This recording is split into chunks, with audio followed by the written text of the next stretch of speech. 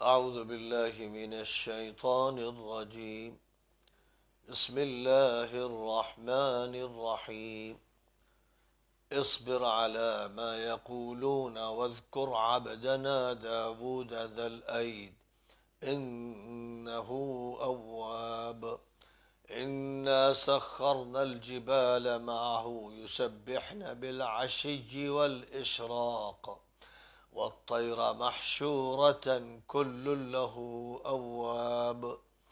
وشددنا ملكه وآتيناه الحكمة وفصل الخطاب. وهل أتاك نبأ الخصم إذ تسوروا المحراب إذ دخلوا على داود ففزع منهم قالوا لا تخف خصمان بغى بعضنا على بعض فاحكم بيننا بالحق ولا تشطط واهدنا إلى سواء الصراط. إن هذا أخي له 99 نعجة ولي نعجة واحدة فقال أكفلنيها وعزني في الخطاب. قال لقد ظلمك بسؤال نعجتك إلى نعاجه وإن كثيرا من الخلطاء ليبغي بعضهم على بعض إلا الذين آمنوا وعملوا الصالحات وقليل ما هم. وظن داود أنما فتناه فاستغفر ربه وخر راكعا وأناب فغفرنا له ذلك وإن له عندنا لزلفى وحسن مآب. يا داود إنا جعلناك خليفة في الأرض فاحكم بين الناس بالحق ولا تتبع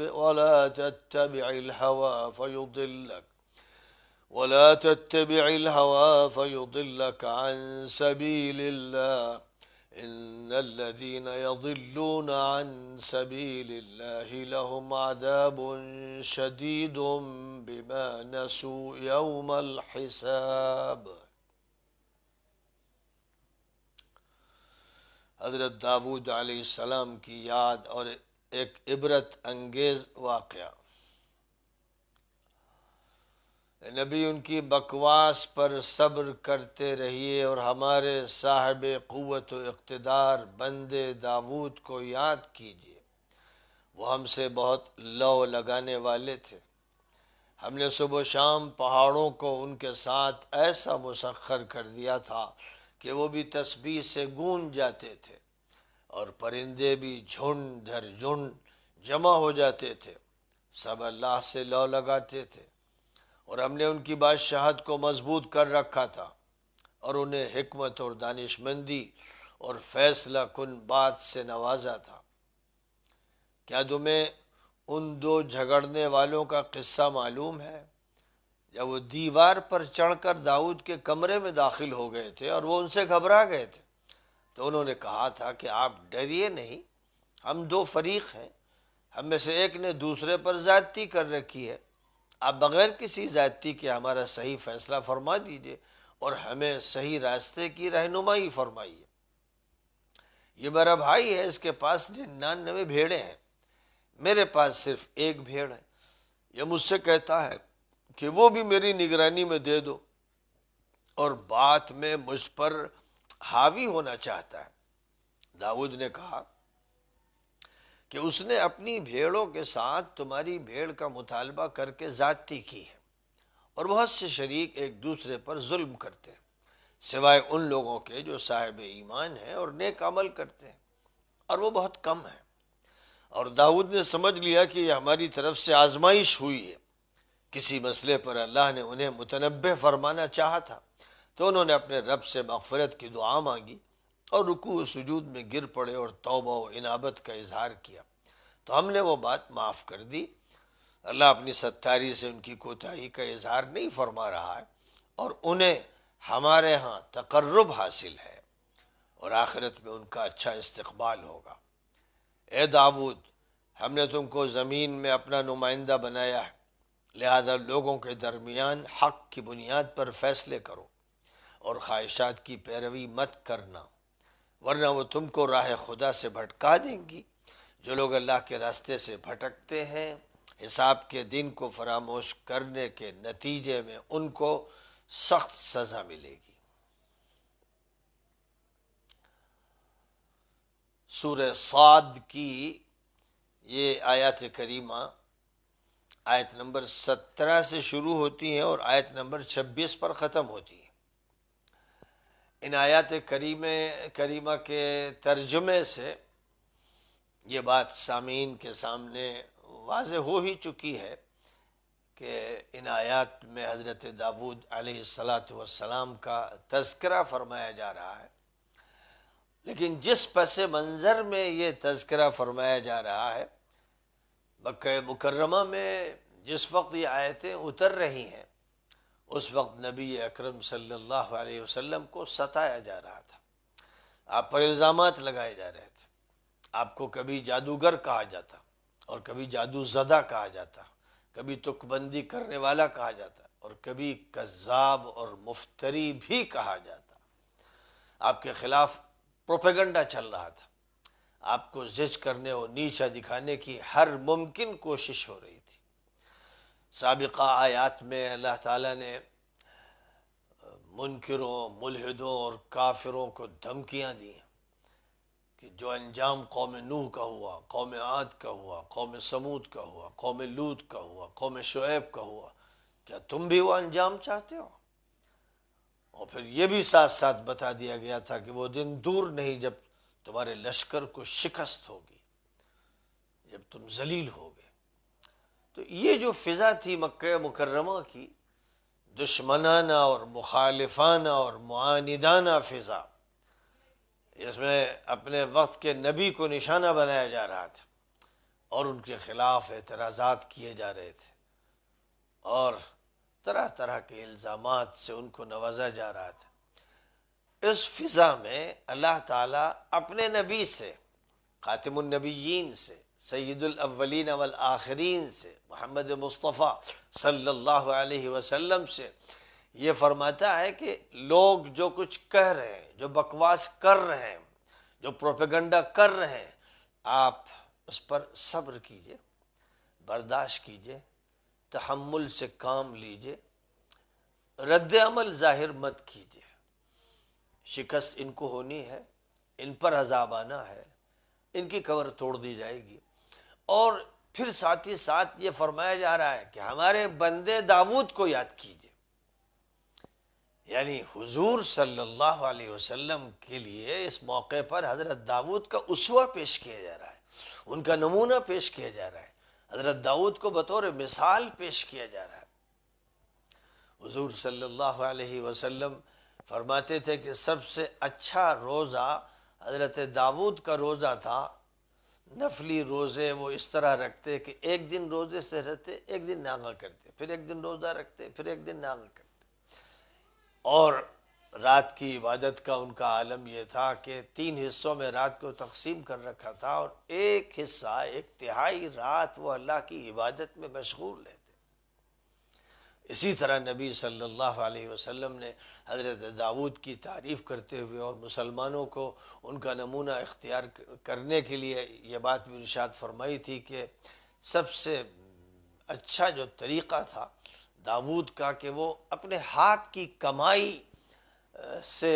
اپنی ضروریات پوری کرتے تھے، وہ کسی کا نذرانہ قبول نہیں کرتے تھے، نہ حکومت سے تنخواہ لیتے تھے۔ حکومت ان کی عوام کی خدمت تھی اور اللہ کی نمائندگی تھی اور خلافت برحق تھی، تو وہ حاکم تھے، عادل تھے، منصف تھے، اللہ والے تھے، اللہ کے سامنے گڑ گڑاتے تھے۔ قرآن پاک حضرت داؤد کا ذکر کرتا ہے تو یہاں پر خاص طور پر حضرت داؤد کو حضور صلی اللہ علیہ وسلم کے لیے بطور مثال پیش کرتے ہوئے یہ فرمایا گیا کہ داؤد کے پاس طاقت تھی، اقتدار تھا، اور وہ بڑی طاقت والے تھے، بڑے انتظامات تھے۔ ان کے خلاف جو لوگ پروپیگنڈا کرتے تھے، اگر وہ چاہتے تو ان کو ختم کر دیتے، ان میں سے کوئی باقی نہ رہتا۔ ہم نے انہیں طاقت دی تھی، ہم نے انہیں اقتدار دیا تھا، اور اس اقتدار کے بعد ان کا حال یہ تھا کہ بس ہر وقت اپنے مالک اللہ سے لو لگاتے تھے، اللہ سے رجوع کرتے تھے، توبہ کرتے رہتے تھے، استغفار کرتے تھے، اور اللہ کے سامنے روتے تھے، گڑ گڑاتے تھے، وہ اواب تھے۔ اور پھر اللہ تعالیٰ کی طرف سے حضرت داؤد کو جن عطایا سے نوازا گیا، جو نوازشیں اللہ تعالیٰ کی طرف سے حضرت داؤد پر ہوئیں، حضرت داؤد ہی تھے جنہوں نے جالوت کے لشکر کی شکست کا انتظام اس طرح کیا کہ حضرت داؤد نے جالوت کو مارا تھا۔ وہ جالوت جس کو 1000 لوگوں کے برابر سمجھا جاتا تھا، بڑے ڈیل ڈول کا خطرناک کمانڈر تھا، حضرت داؤد نے نشانہ لگا کر، جبکہ وہ سر سے پیر تک زرہ پہنے ہوئے تھا، صرف ماتھے کا ایک حصہ تھا جو دکھ رہا تھا، اس پر نشانہ لگا کر ایک ایسا پتھر مارا تھا جس سے اس کا سر پھٹ گیا۔ اس طرح جالوت کو شکست ہوئی اور طالوت کو فتح حاصل ہوئی، اور اس فتح کا صحرا حضرت داؤد کے ہاتھ تھا، جو چیف کمانڈر کے ماتحت حضرت طالوت چیف کمانڈر تھے اسلامی لشکر کے، اور داؤد ایک کمانڈر تھے۔ انہوں نے جالوت کا خاتمہ کیا تھا، اور اس وقت سے حضرت داؤد کا ستارہ روشن ہوتا چلا گیا اور ان کا اقبال بلند ہوتا چلا گیا، اور طالوت نے ان کو اپنا داماد بنایا۔ پھر اس کے بعد طالوت سے حکومت حضرت داؤد کی طرف منتقل ہوئی۔ تو یہاں اللہ تعالیٰ یہ فرما رہا ہے کہ داؤد کے لیے ہم نے پہاڑوں کو مسخر کر دیا تھا، اور یہ تسخیر ایسی تھی کہ داؤد جس وقت زبور پڑھتے تھے، اللہ کی توحید کے نغمے گاتے تھے، اللہ کے گیت گاتے تھے، اللہ کی حمد و ثنا کرتے تھے، تو ہم نے ایسی آواز دی تھی، ایسی تاثیر دی تھی، ایسی کشش دی تھی کہ پہاڑ جیسی جامد چیز بھی گنگنانے لگتی تھی، پہاڑوں سے گونج پیدا ہوتی اللہ کی تسبیح کی، ایسا سما بن جاتا تھا کہ پرند تو پرند، جھنڈ کے جھنڈ پرندے اللہ کی تسبیح میں مگن ہو جاتے، مدہوش ہو جاتے، ایسا لگتا ہے جیسے ان پر نشہ طاری ہو گیا ہے، اللہ کی تسبیح کا نشہ طاری ہو گیا ہے۔ تو حضرت داؤد پر ایک کیفیت طاری ہوتی، اور اللہ نے پوری دنیا میں جو ان کو ایک امتیاز آواز کا عطا فرمایا تھا، اسی لیے اچھے قاری کے بارے میں کہا جاتا ہے کہ اس کو لحن داؤدی ملا ہے۔ تو حضرت داؤد جس وقت زبور پڑھتے اور اللہ کی حمد گاتے تو ایسی آواز نکلتی اور ایسی کشش ہوتی کہ لگتا ہے کہ جو گریوٹی کا سسٹم ہے وہ اس وقت اس آواز سے جڑ گیا ہے، اور پہاڑ بھی گنگنا رہے اور پرندے بھی چہچہا رہے۔ فرمایا کہ یہ ہم نے کیا تھا۔ اللہ فرماتا ہے کہ یہ نشانی تھی ہماری قدرت کی جو ہم نے عطا کی۔ داؤد کو وہ آواز دی، داؤد کو وہ زبور دی، داؤد کو وہ نغمہ دیا، داؤد کو وہ گیت دیا، اور پھر اس کے اثرات ہم نے جمادات پر بھی مرتب کیے اور پرندوں پر بھی مرتب کیے۔ اور پرندے بھی اللہ کی مخلوق ہیں جو اللہ کی تسبیح کرتے ہیں، اور جمادات بھی اللہ کی مخلوق ہیں جو اللہ کی تسبیح کرتی ہیں۔ وَإِن مِّن شَيْءٍ إِلَّا يُسَبِّحُ بِحَمْدِهِ وَلَٰكِن لَّا تَفْقَهُونَ تَسْبِيحَهُمْ۔ اللہ قرآن پاک میں فرماتا ہے کہ ہر چیز اللہ کی حمد و ثنا کرتی ہے، لیکن اے انسانوں تم ان کی تسبیح نہیں سمجھتے۔ انسان یہ کہتا ہے کہ ہم ذوی العقول ہیں، ہمارے پاس عقل ہے، دماغ ہے، اور ساری چیزیں بے عقل ہیں، وہ فیصلہ کرتا ہے، حالانکہ اس کو چاہیے کہ وہ یہ فیصلہ کرے کہ اللہ نے سب کو اپنے اپنے اعتبار سے عقل عطا فرمائی ہے، سب کو اپنے اعتبار سے فہم عطا فرمائی ہے، سب کے اندر صلاحیت رکھی ہے۔ جانور جانتا ہے کہ اسے کیا کھانا ہے، کیا پینا ہے، بیماری میں وہ جانتا ہے کہ اسے کون سا پودا اور کون سا پتا استعمال کرنا ہے۔ یہ لاجک، یہ عقل، یہ منطق اللہ نے جانوروں کو بھی عطا فرمائی ہے، پرندوں کو بھی عطا فرمائی ہے، یہاں تک کہ جمادات کو بھی اللہ تعالیٰ نے خاص نوعیت کا شعور عطا فرمایا ہے کہ ہم تو یہ سمجھتے ہیں کہ یہ جامد ہیں اور ان کے اندر کسی نوع کی کوئی حیات نہیں ہے، لیکن اللہ یہ فرماتا ہے کہ ان کے اندر بھی ایک خاص جان ہے۔ اور یہ جمادات تمہارے اعتبار سے تو جمادات ہیں، لیکن اللہ کے اعتبار سے یہ بھی ذی حیات ہیں، اور یہ بھی اللہ کی حمد و تسبیح میں لگے ہوئے۔ پھر اس کے بعد مزید یہ فرمایا کہ ہم نے داؤد کو جو حکومت عطا کی اس حکومت کو ہم نے بہت مضبوط بنایا، وہ بڑی مستحکم حکومت تھی اور بڑی طاقت اس حکومت کو حاصل تھی۔ پھر یہ بھی فرمایا کہ ہم نے داؤد کو حکمتوں سے نوازا، ہم نے داؤد کو عقل مندی دی، دانش مندی دی، سلیقہ مندی دی، گہرائی دی، گہرائی دی۔ ہم نے داؤد کو حکیمانہ سوچ عطا کیا۔ پھر مزید فرمایا کہ ہم نے داؤد کو فصیح و بلیغ زبان عطا کی۔ داؤد جب زبور کے نغمے پڑھتے تھے تب تو ایک سما بندھ ہی جاتا تھا، لیکن داؤد جب تقریر کرتے تھے تو تقریر کا جادو چلتا تھا، اور بات دو ٹوک کہتے تھے، فیصلہ کن کہتے تھے، جچی تلی کہتے تھے، ایسی کہتے تھے کہ دل میں اتر جائے، دماغ میں بیٹھ جائے۔ ہم نے ان کو یہ صلاحیت بھی عطا کی تھی۔ اب نبی صلی اللہ علیہ وسلم کو سنایا جا رہا ہے، مسلمانوں کو سنایا جا رہا ہے، اور دیگر لوگوں کو خاص طور پر اہل کتاب کو سنایا جا رہا ہے، اے نبی آپ ان کی بد زبانیوں پر صبر کرتے رہیے اور داؤد کو یاد کرتے رہیے۔ پھر داؤد کے جو اوصاف اس موقع پہ بیان کیے گئے ہیں، وہ ذوالعید تھے، بہت ہی طاقت والے تھے، وہ اواب تھے، بہت اللہ کی طرف رجوع کرنے والے تھے، اور ہم نے ان کے لیے پہاڑوں کو مسخر کر دیا تھا جو صبح و شام ان کے ساتھ تسبیح کے نغمے گنگناتے تھے، اور پرندوں کو بھی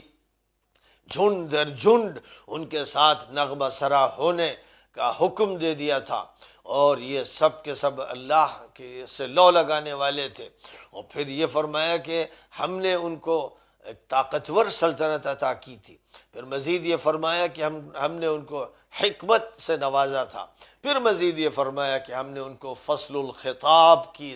طاقت اور قوت دی تھی، وہ بات بالکل صاف ستھری کہتے اور بہت واضح بات ارشاد فرماتے۔ یہ ساری تعریفیں کرنے کے بعد اب ایک واقعے کا تذکرہ کیا جا رہا ہے، جس واقعے کو بنیاد بنا کر اسرائیلیوں نے، یہودیوں نے، اور پھر ان کے زیر اثر عیسائیوں نے حضرت داؤد پر الزام تراشیاں کی، حضرت داؤد کے بارے میں بےہودہ گوئی کی، حضرت داؤد کے سلسلے میں بائبل میں وہ سب کچھ لکھ دیا جس کو پڑھ کر ایک عام انسان کا سر شرم سے جھک جائے اور ایک دیندار کا کلیجہ پھٹے کہ یہ اتنے مردود، اتنے کمینے، ایسے گندے اور ناپاک تھے جنہوں نے اپنے نبیوں کو نہیں چھوڑا،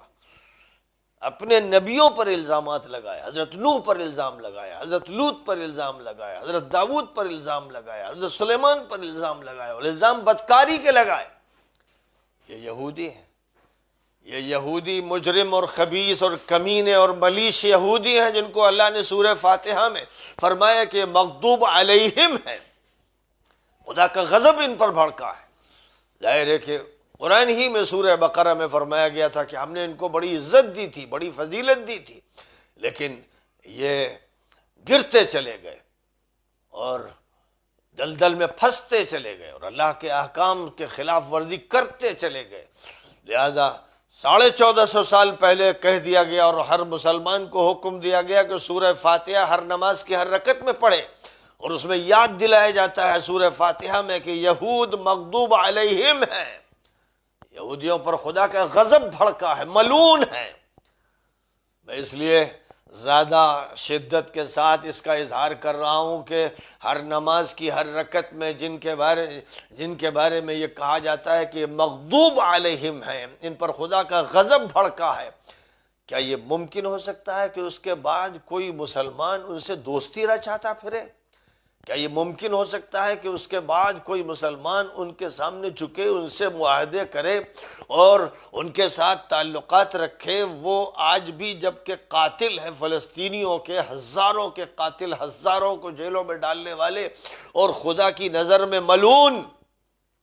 اس کے بعد ان سے دوستی کرے؟ اب کیا یہ بات کافی نہیں ہے کہ اس کی بنیاد پر آل سعود کو یہودی کہا جائے؟ کیا یہ کافی نہیں ہے؟ جبکہ قرآن صریح طور پر کہتا ہے یا ایھا الذین آمنوا لا تتخذوا اليہود والنصارى اولیاء بعضهم اولیاء بعض ومن یتولہم منکم فانہ منہم۔ اے ایمان والو، یہودیوں اور عیسائیوں کو اپنا دوست مت بناؤ۔ ایک مغضوب علیہم ہیں جن پر خدا کا غضب بھڑکا، اور ایک الضالین ہیں جو بھٹکے ہوئے اور گمراہ ہیں، ان سے دوستیاں مت رچاؤ۔ یہ آپس میں ایک دوسرے کے ساتھ ہیں، ایک تھیلے کے چٹے بٹے ہیں۔ وَمَن يَتَوَلَّهُم مِّنكُمْ فَإِنَّهُ مِنْهُمْ، تم میں سے جو ان سے دوستیاں رچائے گا وہ انہی میں شمار کیا جائے گا۔ کیا قرآن کے اس قطعی حکم کے بعد یہ کہنا درست نہیں ہے کہ آل سعود یہودی ہیں، آل نہیان یہودی ہیں، سیسی یہودی ہے، جو مجرم اور خبیث ان کے ساتھ تعلقات قائم کر رہے ہیں، اور تعلقات بھی ایسے کہ ان کے لیے بدکاریوں کے اڈے قائم کیے جا رہے ہیں، فحاشی کے اڈے قائم کیے جا رہے ہیں، ان کی خاطر اسلام کو مسخ کیا جا رہا ہے اور ایک نیا دین وضع کیا گیا ہے، اس کے بعد بھی کوئی گنجائش رہ جاتی ہے؟ بار بار میں یہ حقیقتیں یاد دلاتا ہوں۔ آج جو ملا مولوی بول رہے ہیں کہ تبلیغی جماعت پر پابندی لگا دی، کوئی نفی کر رہا ہے کہ نہیں تبلیغ پر نہیں، احباب پر کوئی کچھ بول رہا ہے، یہ جو باتیں ہو رہی ہیں، یہ جو تعویلیں ہو رہی ہیں، یہ ٹامک ٹھوئیاں مارنے والے دو پیسے کے مولوی جو حرکتیں کر رہے ہیں، قرآن کی آیتیں نہیں دکھتی ان کو، نبی کے فیصلے نہیں دکھتے، قرآن کے بیانات نہیں ان کے سامنے، ان کے سامنے یہ موضوع نہیں ہے۔ ملاقات آج ہمارے بعض علماء کر رہے ہیں سعودی سفیروں سے، تو سعودی سفیروں سے کیا کہہ رہے ہیں کہ کیا تبلیغ پر آپ نے پابندی لگا دی، وہ تبلیغ کو ایسا کہہ دیا؟ بھئی ایسا نہیں ہے، معلوم ہوتا ہے جیسے بڑے بھولے ہیں یہ بھی اور بڑے بھولے ہیں وہ بھی، غلط فہمی ان کو ہو گئی یا ان کو ہو گئی، تو گئے ہیں بات کرنے، اس کی بات کرنے گئے ہیں۔ دسیوں سال سے یہودیوں کے ساتھ جو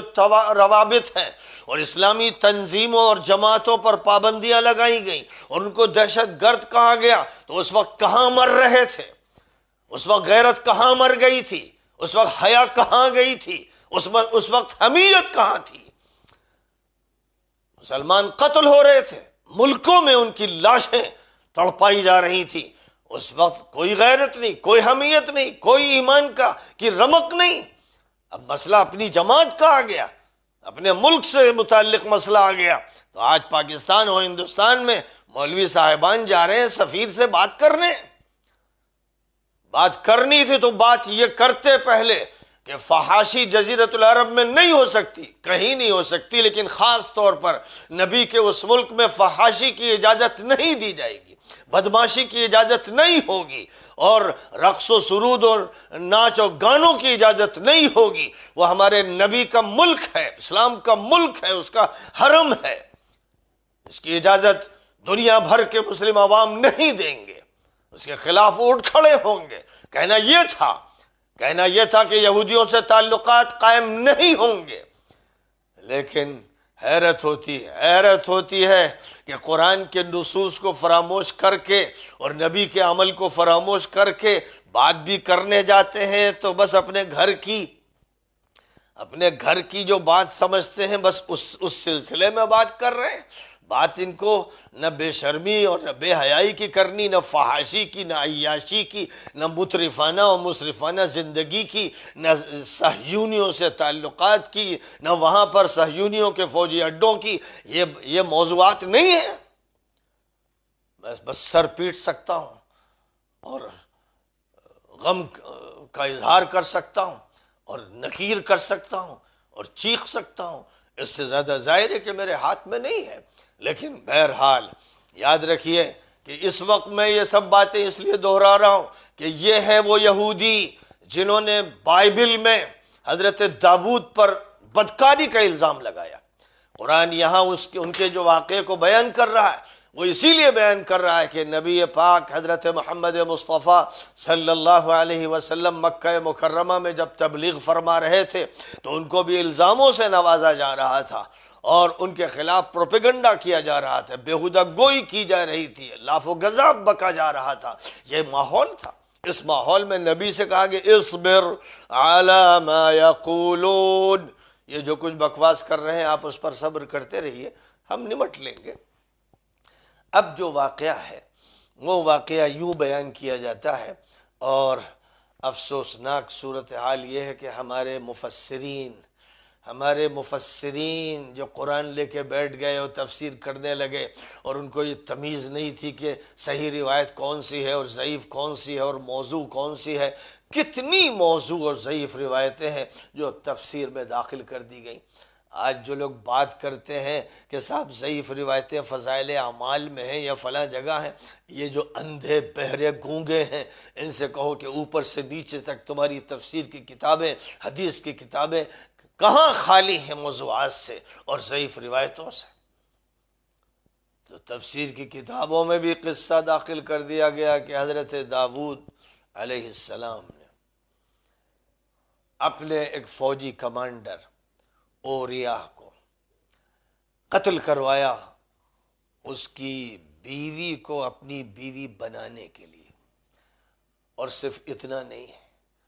بائبل میں یہ بھی ہے کہ داؤد نے اوریا جو ان کا کمانڈر تھا اس کی بیوی سے بدکاری کی پہلے، اور اس کے بعد یہ سازش رچی کہ اوریا کو مروا دیا جائے اور کسی فوج میں بھیجا گیا کہ جہاں سے وہ بچ کر نہ آ سکے، اور اس کے بعد اس کی بیوی سے شادی کر لی۔ پھر یہیں تک نہیں رہے یہ مردود ملعون یہودی، بلکہ ساتھ ساتھ بائبل میں یہ بھی لکھ دیا کہ یہی وہ بیوی تھی، گویا حرام عمل سے جو بیوی بنی یہ حرامی بیوی تھی جس سے حضرت سلیمان علیہ السلام پیدا ہوئے۔ ہم جانتے ہیں سورہ بقرہ میں اللہ نے ذکر فرمایا وَمَا كَفَرَ سُلَيْمَانُ وَلَكِنَّ الشَّيَاطِينَ كَفَرُوا، سلیمان نے کفر نہیں کیا۔ بائبل میں یہ بھی لکھا تھا کہ سلیمان نے کفر کیا، اپنی بیوی کی بت پرستی سے متاثر ہو کر خود بت پرست بن گئے تھے، اور انہوں نے جو اپنی عظیم الشان مملکت قائم کی وہ جادو کے زور سے کی۔ یہ یہودی لکھ رہے ہیں جو کہتے ہیں کہ ہیکل سلیمانی مسجد اقصی کی جگہ پر بنانا ہے، یہ بھی ان کا مکر ہے، فریب ہے، دجالیت ہے۔ وہ ظاہر ہے کہ مسجد اقصی کو شہید کر کے دجال کا قصر تعمیر کرنا چاہتے ہیں، جس کو عیسائی اینٹی کرائسٹ کے نام سے جانتے ہیں۔ اینٹی کرائسٹ جو حضرت عیسیٰ کے مقابل ہوگا، حریف ہوگا، اس حیثیت سے جانتے ہیں، اور یہودی اس کو اپنا مسیح مانتے ہیں جو ان کا نجات دہندہ ہوگا اور مبارک شخص ہوگا، وہ دجال ہوگا۔ اس کے لیے وہ مسجد اقصی کو نعوذ باللہ شہید کرنا چاہتے ہیں، لیکن نام ہیکل سلیمانی رکھتے ہیں اور کہتے ہیں کہ سلیمان نے جادو کیا، جادو سیکھا، اور جادو کے زور سے اپنی مملکت حاصل کی۔ تو حضرت سلیمان پر انہوں نے جادو کا الزام لگایا، کفر کا الزام لگایا، بت پرستی کا الزام لگایا، اور کن کن الزامات کو ان پر تھوپا۔ ان کے والد محترم حضرت داؤد پر یہ الزام ان مجرموں اور خبیثوں نے لگا دیا، اور یہ جو الزام لگایا گیا اس کا تذکرہ موجود ہے بائبل میں۔ یہ روایت کتاب سموئیل دوم باب نمبر 11 میں موجود ہے کہ انہوں نے اوریا کی بیوی سے نکاح سے قبل ہی زنا کا ارتکاب کیا تھا، اور ان تفسیری روایتوں میں جنہوں نے وہیں سے اس اسرائیلی روایت کو لیا، انہوں نے بدکاری کے جز کو حذف کر دیا اور باقی یہ سارا قصہ کہ اوریا کی بیوی پر وہ عشق کرنے لگے اور اس کے بعد اوریا کو مروا دیا اور اس کی بیوی کو اپنے حرم میں داخل کر لیا، یہ ہماری تفسیری روایتوں میں موجود ہے۔ ان قصوں اور افسانوں کے بغیر چین نہیں واعظوں کو، بگڑے ہوئے مولویوں کو اور افسانہ نویسوں کو چین نہیں آتا جب تک قصے نہ ہو، افسانے نہ ہو، جب تک ناول کے لیے مواد فراہم نہ ہو۔ تو یہ روایت اسرائیلی مردود روایت ذکر کی گئی اور قرآن کریم کی مذکورہ آیت پر اس کو چسپاں کر دیا گیا۔ حافظ ابن کثیر کے علاوہ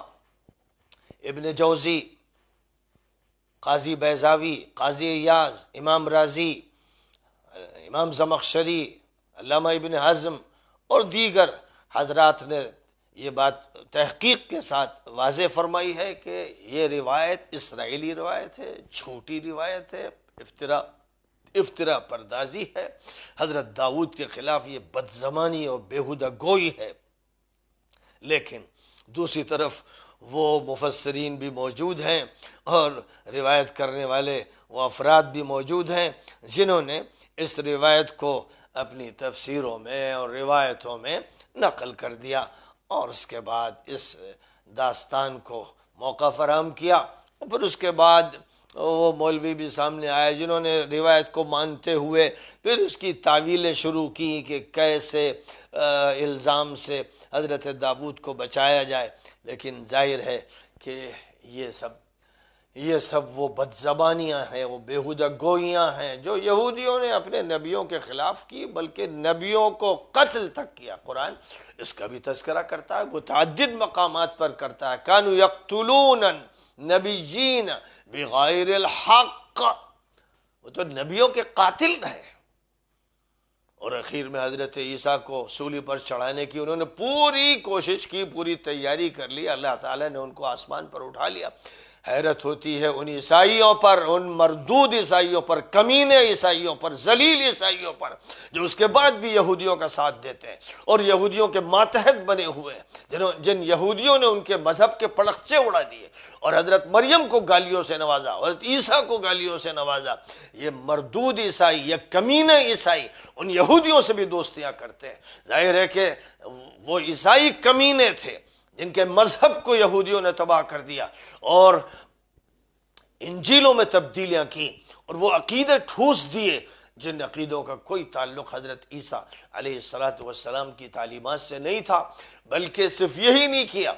حضرت عیسیٰ کے مذہب میں سور کے کھانے کو حلال کروایا،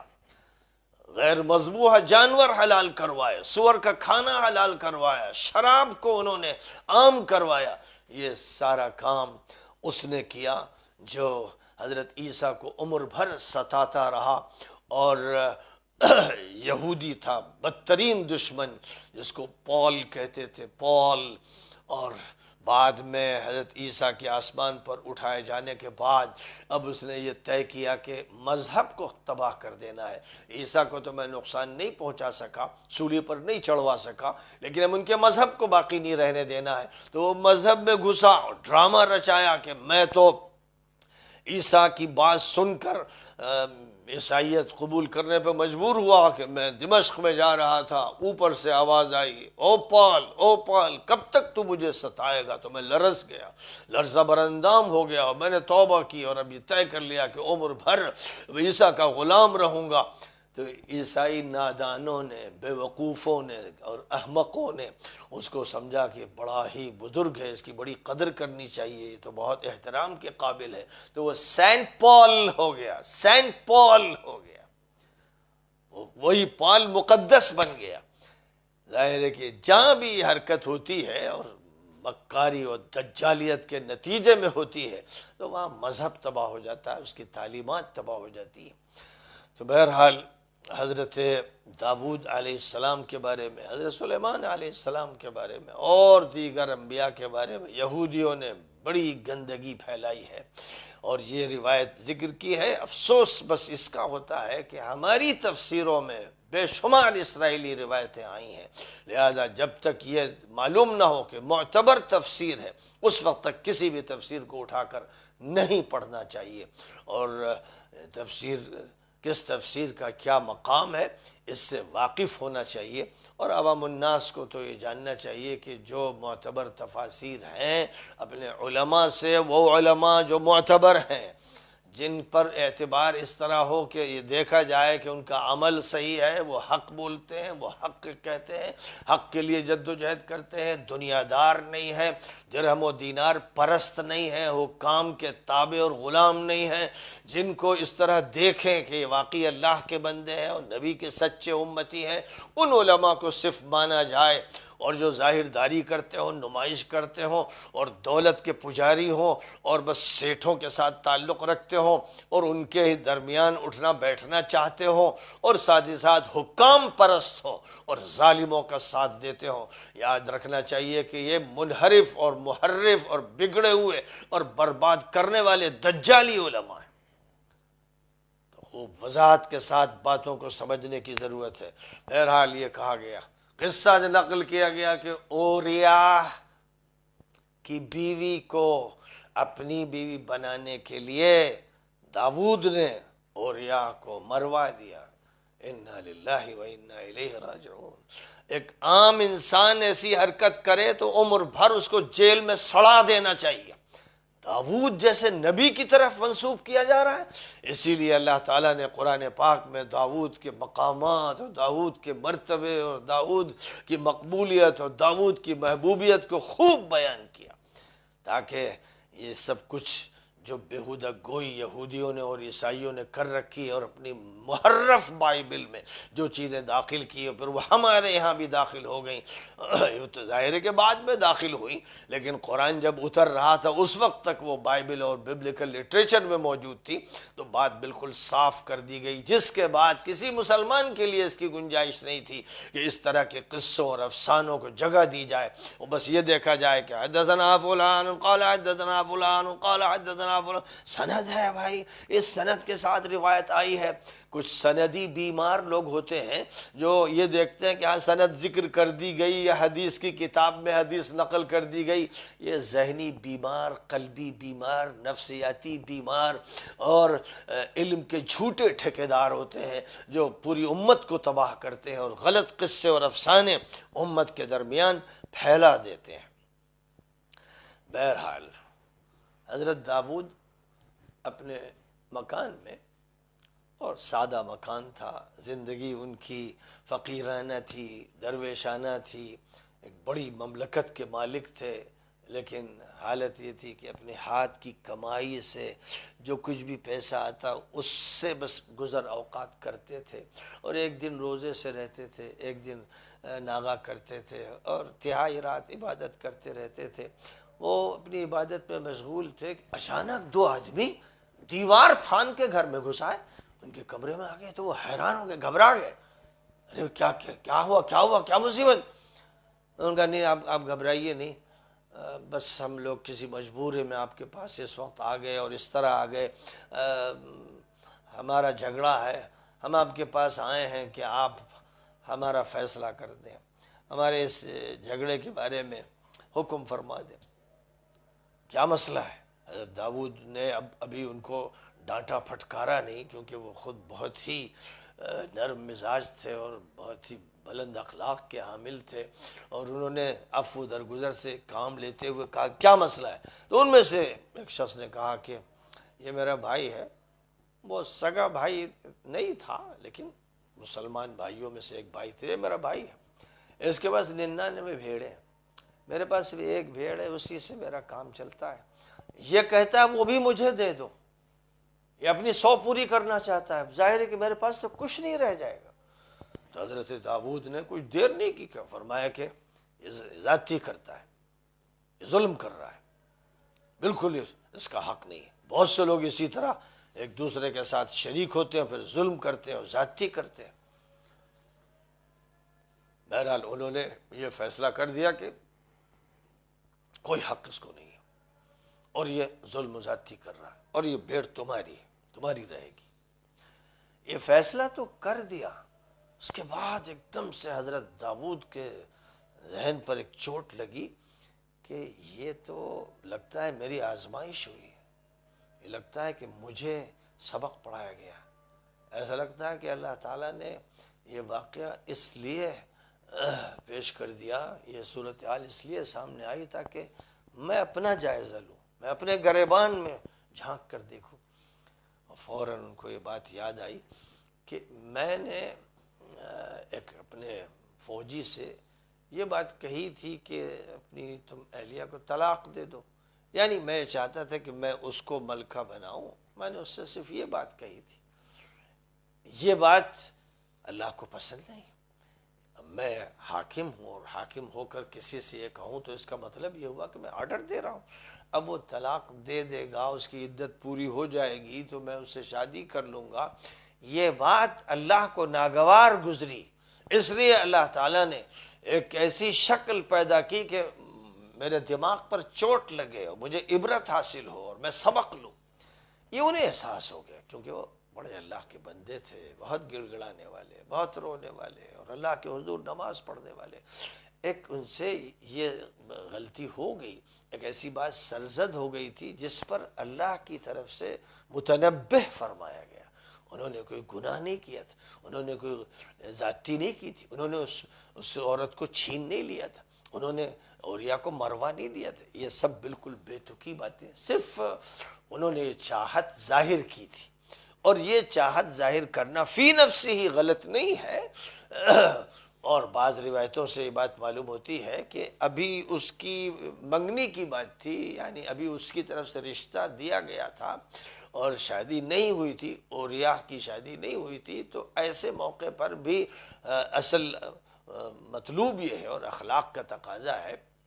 کہ کسی نے اگر کسی جگہ رشتہ دیا ہے تو دوسرا اس وقت تک رشتہ نہ دے جب تک اس کا معاملہ فیصل نہ ہو جائے۔ اگر اس کا رشتہ رد کر دیا جائے تب دوسرے کو چاہیے کہ وہ رشتہ دے۔ ایسے اگر کوئی شخص کسی چیز کو خرید رہا ہے تو اس کی بات جب تک ختم نہ ہو، کوئی اور بیچ میں گھس جاؤ کہ میں خریدنا چاہتا ہوں، یہ مناسب نہیں ہے، اسلامی اخلاق کے خلاف ہے، اسلامی آداب کے خلاف ہے۔ تو اب یہ بات بھی نبی کے لیے تو بہت بڑی ہو جاتی ہے کہ جو اخلاق مطلوب ہیں، جو زندگی کے ادب مطلوب ہے، اس کے خلاف نبی کا عمل ہو رہا، اس لیے اللہ کی طرف سے متنبہ فرمایا گیا۔ اور اس تنبہ کا یہ نتیجہ ہوا کہ پھر تو حضرت داؤد سجدے میں گر پڑے، روتے رہے، دعا مانگتے رہے، استغفار کرتے رہے، اللہ معاف فرما دے، اللہ معاف فرما دے۔ یعنی انہوں نے فیصلہ کر لیا کہ مجھ سے جو غلطی ہوئی میں اس سے رجوع کرتا ہوں، توبہ کرتا ہوں، اور میں کسی کا بھی ادنا حق نہیں لے سکتا، اور کسی کے حق کے معاملے میں مداخلت کرنا میرے لیے درست نہیں ہے۔ تو انہوں نے استغفار کیا، اللہ کی طرف رجوع کیا، سجدے میں دعا کرتے رہے، اور اللہ یہ فرما رہا ہے ہم نے ان کی دعا قبول کی، ہم نے انہیں معاف کر دیا، ہم نے ان کی غلطی سے درگزر کیا۔ یہ اللہ واقعہ ذکر فرما رہا ہے، اور جب اس واقعے کا ذکر فرما رہا ہے تو ظاہر ہے کہ یہاں پر ان تفصیلات کے بیان کرنے کی کوئی ضرورت نہیں تھی جو پڑھی جا رہی تھی، گرجاؤں میں پڑھی جا رہی تھی، کلیساؤں میں پڑھی جا رہی تھی، سینیگوگ میں پڑھی جا رہی تھی۔ یہودی جن کو پڑھتے تھے، جن کے حوالے دیتے تھے، اور آج تک یہودی لٹریچر میں یہ سب حوالے موجود ہیں، آج بھی بائبل میں ذکر ہے، انبیاء کرام پر الزامات کا آج بھی تذکرہ ہے، آج بھی وہ ملعون قوم یہ حرکت کر رہی ہے، اور اس ملعون قوم کی ان حرکتوں کو جاننے کے باوجود پھر کہوں گا کہ جو عرب حکومتیں، ان کے سربراہ اور حکام جو ان سے دوستیاں رچا رہے ہیں اور ان سے دوستی کے لیے بے حیائی کو، بے پردگی کو، عریانیت کو، فحاشی کو عام کر رہے ہیں، اور ان کو مواقع دیے جا رہے ہیں، اور ان کے عبادت خانے جزیرت العرب میں قائم کیے جا رہے ہیں، جو بھی یہ کر رہے ہیں آل نہیان اور آل سعود اور مجرم سیسی اور اس طرح کے جتنے بھی اس امت کے دشمن اور رسول اللہ کے دشمن افراد ہیں جو یہ حرکتیں کر رہے ہیں، امت کے لیے جائز نہیں ہے کہ وہ اس پر خاموش رہے، امت کے لیے جائز نہیں ہے کہ وہ اسے گزر جانے دے۔ اگر یہ امت کرے گی تو اس پر عذاب آ کے رہے گا، خدا پکڑے گا، ایسے لوگ بخشے نہیں جائیں گے، یہ یاد رکھنا چاہیے۔ لہذا یہاں پر جو واقعہ بیان کیا گیا وہ واقعہ معلوم تھا لوگوں کو، اس کے چرچے تھے، تذکرے تھے، آج بھی چرچے و تذکرے ہیں، اور بائبل کے لٹریچر میں سموئیل نام سے جو کتاب داخل کی گئی، جھوٹی کتاب اور محرف کتاب، اس میں اس طرح کے واقعات کا تذکرہ کیا گیا ہے۔ فرمایا گیا کہ داؤد نے تو توبہ کر لی اور ہم نے ان کی توبہ قبول کر لی، اور پھر اللہ تعالیٰ یہ کہتا ہے اے داؤد ہم نے تم کو زمین میں خلیفہ بنایا ہے۔ ہر مسلمان حاکم کو یاد رکھنا چاہیے کہ وہ اللہ کی نمائندگی اور اللہ کے دین کی ترجمانی کرنے کے لیے اور عوام الناس کی خدمت کرنے کے لیے حاکم بنایا جاتا ہے۔ اگر کوئی یہ سمجھتا ہے کہ میں ملک کا مالک ہوں اور زمین جائیداد میری ہے اور لوگ میری رعایا اس معنی میں ہے کہ وہ میرے غلاموں کی طرح ہیں، باندیاں ہیں اور غلام ہیں، جو چاہوں میں آرڈر دے دوں، میری زبان کا کہا ہوا قانون بن جاتا ہے، جو حاکم بھی ڈکٹیٹرشپ اور استبدادی نظام کو لے کر چلے وہ مجرم ہے، وہ اس مسلم حاکم نہیں ہے، وہ فرعون ہے، وہ نمرود ہے، وہ اس وقت کا ابو جہل ہے۔ اس کے بارے میں ادھر ادھر کی باتیں کرنا اور کٹی ترچھی ادھر ادھر کی باتیں کرنا یہ درست نہیں، علماء کو زیب نہیں دیتا ہے۔ آج بھی جو علماء باتیں کر رہے ہیں اور جن جرائم کا تذکرہ اللہ نے قرآن میں فرمایا ہے، اور جیسی حکومتیں حرام ہوتی، جائز نہیں، استبدادی حکومت جائز نہیں، اور مسلمانوں کی دولت کو لوٹنے والی حکومت جائز نہیں، اور عیاشی کو عام کرنے والی حکومت جائز نہیں، اور یہود ملعونین سے تعلق رکھنے والی حکومت جائز نہیں، حرامی حکومت ہے۔ اس کے ساتھ جو اپنے روابط بنا کے رکھنا چاہتے ہیں اور تعویلوں سے کام لیتے ہیں اور مسئلے کو اس طرح پیش کرتے ہیں کہ ایک جماعت کا صرف مسئلہ ہے اور اس میں غلط فہمی ہو گئی، ہم سفارش کریں گے، درخواست کریں گے آقا سے تو آقا راضی ہو جائیں گے۔ جن لوگوں کا یہ رویہ ہے وہ رویہ اسلامی نہیں ہے، وہ مسلمان کی اور اسلام کی اور نبی پاک علیہ السلام کی ترجمانی کی بات نہیں کر رہے ہیں، وہ راستے اختیار کر رہے ہیں جو انحراف کے ہیں۔ وہ وَمَن يَتَوَلَّهُم مِّنكُمْ فَإِنَّهُ مِنْهُم میں انڈائریکٹلی داخل ہو رہے ہیں۔ جو ان سے دوستی کر رہے ہیں یہودیوں سے وہ یہودی، اور جو ان سے دوستی کر رہے ہیں جنہوں نے یہودیوں سے دوستیاں رچائی ہیں ان کے لیے سرزمین جزیرۃ العرب کو حلال کر دیا ہے۔ جو ان کے ساتھ تعلق بنا کے رکھنا چاہتے ہیں اور ان کے خادم بنے رہنا چاہتے ہیں اور ان کی تعریف و مدح و سرائی کرنا چاہتے ہیں اور چاہتے ہیں کہ رابطہ نہ ٹوٹنے پائے، وہ انڈائریکٹلی یہودیوں کے دوستوں کے دوست ہیں، اس لیے وہ بھی یہودی مزاج رکھتے ہیں، یہودی ذہن رکھتے ہیں، وہ بھی یہودیوں کے غلام۔ تو یہ باتیں کھل کر ہونی چاہیے،